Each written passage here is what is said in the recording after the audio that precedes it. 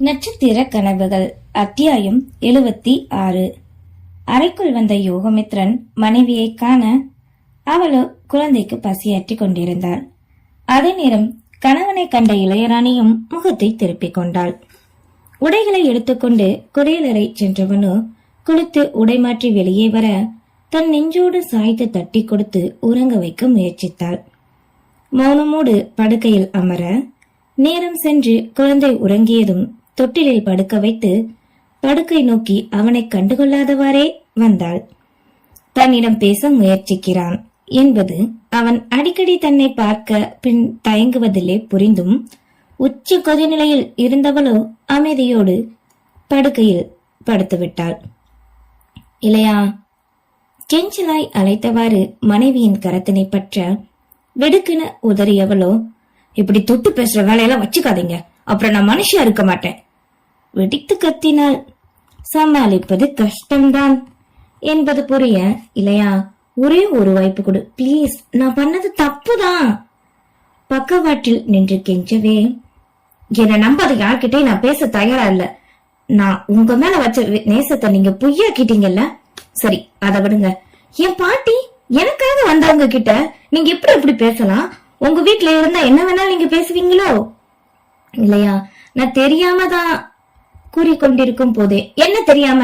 நீங்க என்ன சின்ன பிள்ளையா? என் அண்ணன் இப்படி குறுக்க இருந்திருக்கானா, அத நீங்க முதல்ல அவன்கிட்ட சொல்லிருக்க வேண்டியதானே. உங்க மச்சான் தானே, நம்பரே இல்ல பாரு. இல்ல நீங்க பேச மாட்டீங்களா? தேவையில்லாத உண்மத்தை உங்க மனசுக்குள்ள வளர்த்துட்டு அதை என் அண்ணன் மேல காட்டினதும் இல்லாம என்கிட்ட, அதுவும் என் பாட்டி கிட்ட காட்டினா சரியாயிருமா? சரி, இவ்ளோ நடந்ததில்ல, இப்ப என்னத்த அப்படி சாதிச்சு காட்டினீங்க நீங்க? அதையெல்லாம் விட உங்களை எதிர்த்து என் வீட்டுக்கு நான் துணை நிப்பேன்னு நீங்க எப்படி நினைக்கலாம்? இத்தனை மாசத்துல என்னைக்காவது ஒரு நாளாவது உங்களுக்கு தெரியாமலோ இல்ல மறைச்சோ என் குடும்பத்துக்கிட்ட பேசி இருக்கனா அல்லது பாத்திருக்கனா? சொல்லுங்க. அப்படி என்னங்க நான் தப்பு பண்ணேன்? என்னை எதுக்கு எல்லாரும் சேர்ந்து தண்டிக்கிறீங்க? மனதில் இருந்த ஆத்திரம் அனைத்தும் வார்த்தையாக வெளியே வர பதில் கூற முடியாது தடுமாறித்தான் போனாள். என்ன அமைதியாயிட்டீங்க? சரி, ஒன்னே ஒண்ணு மட்டும் சொல்லுங்க. இப்போ என் அண்ணன் மட்டும் இந்த வீட்டு மாப்பிள்ளையா, அதான் உங்க தங்கச்சிய கல்யாணம் பண்ணிருந்தா நீங்க இப்படி பண்ணிருப்பீங்களா? என் அண்ணனை எதிர்த்திருப்பீங்களா? சொல்லுங்க. இல்லையா, நான் பண்ணது தப்புதான் ஒத்துக்கிறேன், அதுக்காக இப்படி எல்லாம் பேசாத.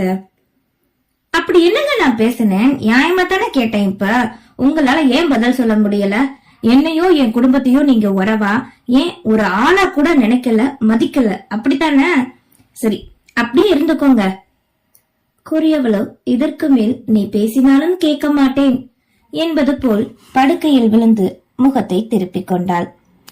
தன்னவளின் கோபம் வரைத்தது அவளின் எண்ணத்தில் காயம் என்ன என்பதையும் நன்கு புரிய வைத்தது.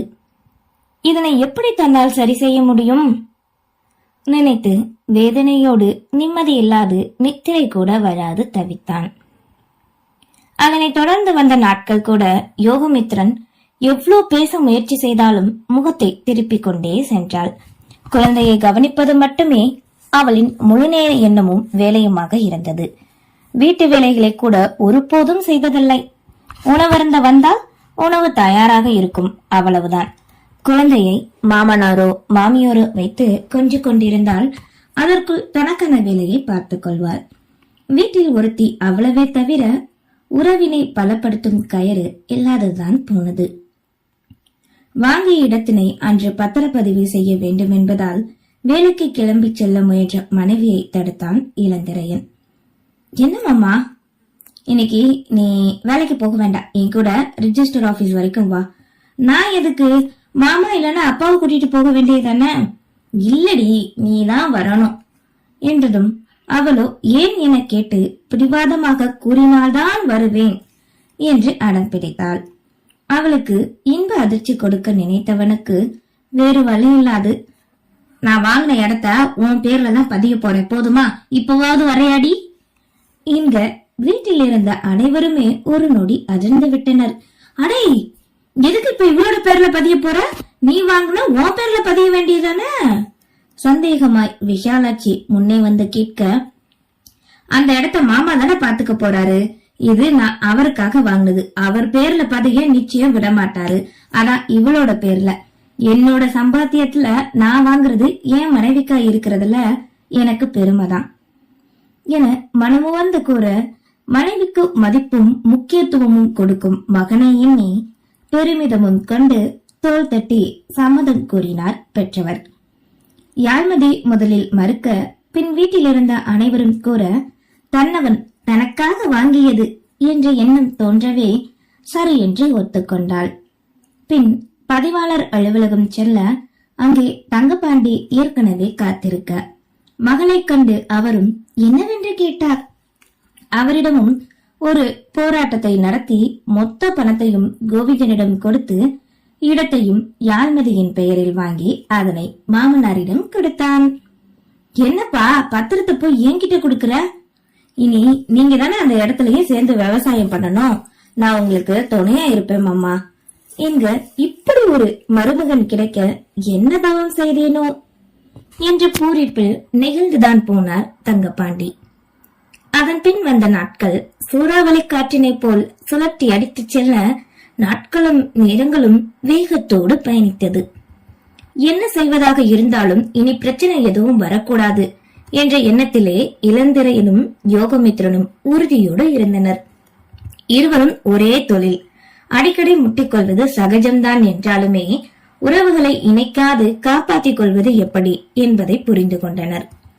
இன்னுமே யோகமித்ரன் இளையராணியை சுற்றி சுற்றி வர, ஆனால் அவளுக்கோ கோபம் போனாலும் அந்த சுற்றி சுற்றி வரும் தன்னவன் செய்கை பிடித்திருக்கவே வேணுமென்றே தவிர்ப்பது போல் நடித்தாள். குழந்தையை கொஞ்சும் போதெல்லாம் தன்னையே கொஞ்சுவது போல் தனக்கு முன்னே செய்யும் அவனின் செய்கை இதழில் அரும்பும் சிரிப்பினை மறைக்கத்தான் போராடினாள். நீலகண்டனும் வள்ளியம்மாளும் தன் குடும்பத்தை பற்றிய பேச்சினை எடுப்பது நிம்மதியை கொடுக்க, தன் பாட்டி சொல்வதை போல் இவர்கள் கெட்டவர்களா கொடூரமானவர்களோ அல்ல என்பதையும் கண்டறிந்து கொண்டாள். தமிழ்ச்செல்விக்கு சொல்ல வேண்டாம், கடைசி வருஷ ப்ராஜெக்ட் ஒர்க் கிளாஸ் என்று நிற்க கூட நேரமில்லாது பம்பரமாக ஓடினாள். அதித்திக்கு வாரம் ஒரு முறை நடுவில் விடுமுறை நாள். அந்த நாள் தேவாவிற்கு வேலை நாளாக இருக்கும். அதை போல்தான் அவனுக்கும். மற்ற 5 நாட்கள் இருவரும் ஒன்றாகவே பணிபுரிந்து வந்தனர். அதித்தி விடுமுறை நாட்கள் வீட்டில் இருக்கும் போதெல்லாம் மாமியாரோடு சேர்ந்து பல விஷயங்களை கத்துக்கொண்டாள். காபி கூட போட தெரியாதவளோ ஓரளவு சமைக்கும் வரை கற்றுக்கொள்ள அதே நேரம் தன் மாமியாரனையும் சிறிது மாற்றியிருந்தாள். புடவையே என்றாலும் அதனை கட்டும் விதம், சிகை அலங்காரம், மஞ்சளிட்டு பொட்டு வைத்து மங்களகரமாக இருந்தாலுமே அதனை அழகாக கவர்வது போல் எப்படி என்பதையும் மாமியாருக்கு சொல்லிக் கொடுத்தாள். அவரின் பேச்சினை கூட சற்று மாற வைத்தாள் அதித்தி.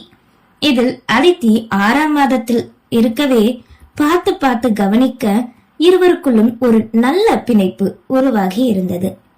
விஷாலாட்சியின் மனமோ தேவாவை தான் கவனிக்காமல் விட்டதை தன் மருமகளிடமும் வரப்போகும் பேர குழந்தையிடமும் காட்ட வேண்டுமென்ற முடிவில் இருந்தார். யாழ்மதிக்கோ கவர்மெண்ட் ஹாலிடே வார இறுதி ஒரு நாள் மட்டுமே விடுமுறை இருக்க, அந்த நேரங்கள் எல்லாம் வெளியில் கணவனோடு தான் சுற்றி வருவாள்.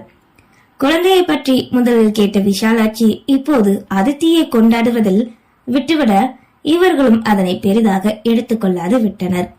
இளம் வயதுதானே, இன்னும் அதுக்கான நாட்கள் இருக்கிறது என்று இருவரும் எண்ணிக்கொண்டனர். வார இறுதி நாள் வீட்டில் அதித்தி தேவா தவிர மற்ற அனைவருமே இருக்க, வீட்டின் உள்ளே அந்த ஊரின் முக்கிய பெரியவர்கள் வந்தனர். அவர்களை கண்டதும் இன்முகமாக அனைவருமே வரவேற்று அமர வைக்க, விஷாலாட்சியோ குடிப்பதற்கு முதலில் தண்ணீர் கொண்டு வந்து கொடுத்தார்.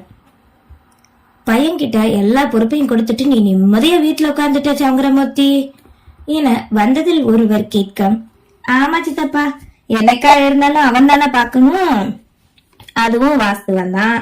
என்ன எல்லாரும் வந்திருக்கீங்க? அது ஒண்ணும் இல்லப்பா, நம்ம எல்லக்காளியம்மா கோவில் பொங்கல் வைக்கிறத பத்தி பேசிட்டு இன்னொரு முக்கியமான விஷயமா பேசணும்னு வந்தோம்.